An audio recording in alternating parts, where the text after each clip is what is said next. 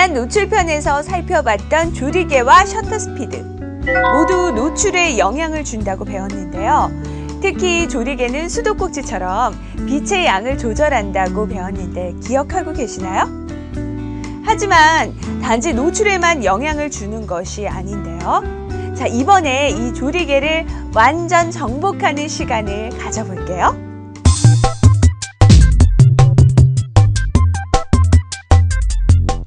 조리개란 사람의 눈동자와 같은 역할을 합니다.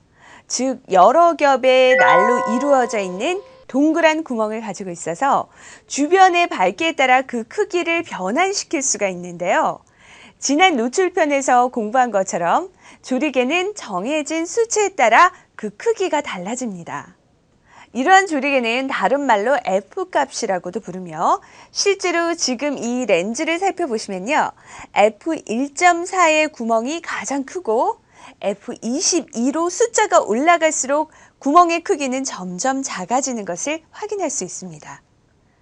조리개가 가장 크게 열렸을 때의 수치를 최대 개방 조리개라고 부르며 렌즈에 표시된 이 수치가 바로 최대 개방 조리개일 때를 뜻합니다.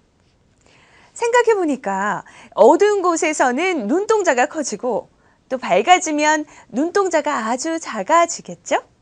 자, 이렇게 눈에 비유해보니까 밝고 어두움의 정도에 따라 조리개의 크기가 적절하게 조절되어야 하는 이유를 어느 정도 알 것 같은데요.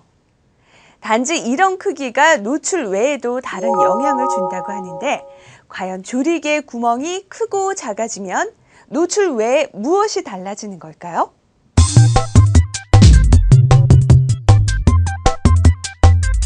본격적인 설명에 앞서 먼저 두 사진부터 비교해 보겠습니다. 여기 두 사진은 50mm 단렌즈로 동일한 초점거리, 같은 장소에서 조리개 수치만 바꿔서 촬영한 것인데요. 그런데 무엇인가 다르죠? 노출이야 셔터 스피드로 인해서 서로 적정 노출이 되었을 테고 단지 조리개 수치만 바꿨을 뿐인데 과연 그 차이점은 무엇일까요? 이미 눈치채셨겠지만 두 사진이 보여주는 배경의 흐릿함 정도가 바로 그 차이점입니다. 하나는 F11로 조리개를 많이 조여서 사용했고 또 다른 하나는 이 렌즈의 최대 개방인 F1.4를 사용하였습니다. 이처럼 사용하는 조리개 값에 따라 배경의 흐림 정도는 크게 달라집니다. 뒷배경을 흐리게 찍으려면 조리개를 최대한 개방해서 찍어야 하는구나. 감이 잡히시나요? 사진에서는 이와 같이 배경이 흐릿해지는 정도를 피사계 심도라고 부릅니다. 피사계 심도란 쉽게 말해 초점이 맞는 범위를 이야기합니다. 실제로 렌즈가 가지고 있는 조리개를 최대 개방의 조리개 값에 가깝게 조절할수록 배경은 점점 흐릿해지는데요. 이를 두고 아웃포커스 혹은 얕은 심도라는 말을 사용하며 특히나 이런 얕은 심도는 지저분한 배경을 정리하고 주제만 부각시켜 촬영할 때 효과적입니다. 그와 반대로 조리개를 조여줄수록 배경은 점점 또렷해지며 펜 포커스 혹은 깊은 심도라는 말을 사용합니다. 이 펜 포커스는 제품 촬영같이 전체적으로 또렷한 화면이 필요할 때 활용됩니다. 자, 그럼 이번에는 각 단계별로 조리개를 사용해보고 각 수치에 따라 달라지는 심도의 깊이를 직접 확인해 볼까요? 여러분들도 지금 들고 계신 카메라와 렌즈로 조리개 수치를 바꿔가면서 저와 같이 함께 확인해 보세요. 자, 먼저 처음 조리개의 수치는 F2.8, 차례로 F5.6, F11, F22입니다. 이처럼 각각의 조리개를 사용해 촬영해 보면 조리개 F2.8부터 F22까지의 심도 변화를 한눈에 확인할 수 있으시죠?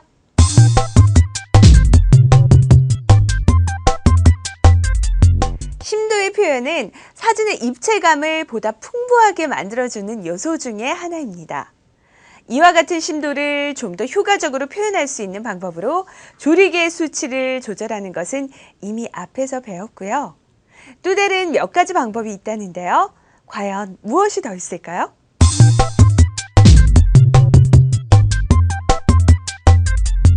조리개 이외에도 초점 거리를 통해서 심도의 변화를 줄 수가 있습니다. 24에서 105mm f4 줌 렌즈를 통해서 조리개 값은 f4로 통일하고 초점 거리만 달리해서 촬영을 해봤습니다. 먼저 24mm일 때의 사진, 그 다음 차례로 50mm, 70mm, 105mm의 사진입니다. 초점거리가 길수록 배경이 더 흐려진 얕은 심도를 보여주는 것을 확인할 수 있으시죠? 반대로 초점거리가 짧아질수록 심도가 깊어지는 것을 확인할 수 있습니다. 이 화면으로 미루어 보아 조리개 수치 이외에 초점거리 또한 심도에 영향을 주며 초점거리가 길어질수록 얕은 심도가 가능하다는 것을 알 수 있겠네요.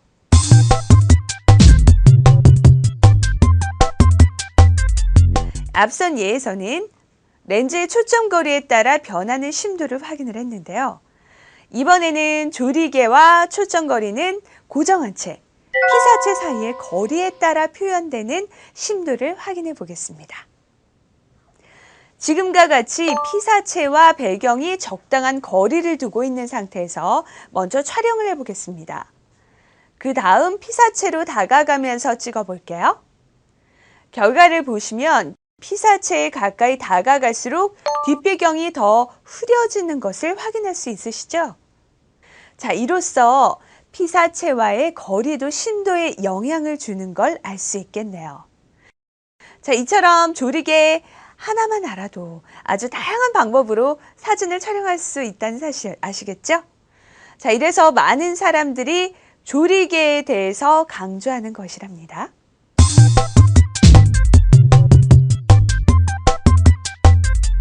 그런데요, 이 18에서 55mm 번들 줌 렌즈를 살펴보니까 최대 개방의 조리개 값이 하나가 아니고 3.5에서 5.6 두 개인데요.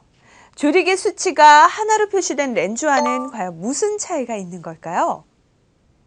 이 렌즈는 18mm 광각에서는 최대 개방의 조리개 값을 f3.5를 사용할 수 있지만 55mm의 망원을 사용했을 때는 자동으로 최대 개방의 조리개 값이 5.6으로 바뀐다는 것을 의미합니다. 이처럼 최대 개방에서의 조리개 값이 변하는 줌 렌즈를 가변식 조리개 값을 가진 줌 렌즈라고 부르는데요. 이와 같은 가변식 조리개 줌 렌즈들은 작고 가벼운 설계가 가능하고 생산비가 저렴하기 때문에 많은 줌 렌즈들에는 이와 같은 방식이 사용되고 있습니다. 이에 반해서 고정된 조리개 값을 가지는 줌 렌즈들은 촬영할 수 있는 전 화각에서 동일한 최소 조리개 값을 사용할 수 있는데요. 가변식 조리개 줌 렌즈에 비해서 유리한 점이 많습니다.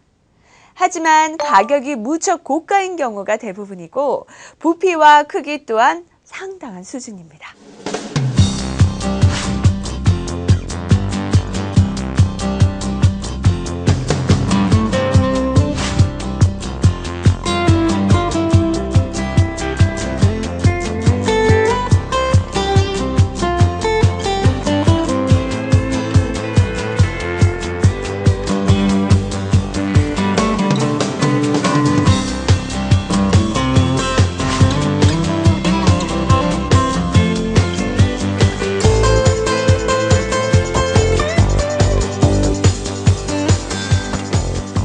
조리개에 대해서 이제 확실히 이해가 되시나요? 단지 노출을 위해서 오므렸다 폈다 하는 것이 아니라는 거. 자, 이처럼 간단한 조리개의 활용은 사진에서 가장 활용도가 높은 기술이고 또 실제로도 촬영 중 가장 많이 조작하게 됩니다. 오늘 배운 내용을 꼭 기억해 주시고요. 다음 편에서는 노출 결정의 또 다른 요소인 셔터 스피드에 대해서 알아보도록 하겠습니다. 자, 그럼 헬로우 DSLR 다음 편에서 만나요.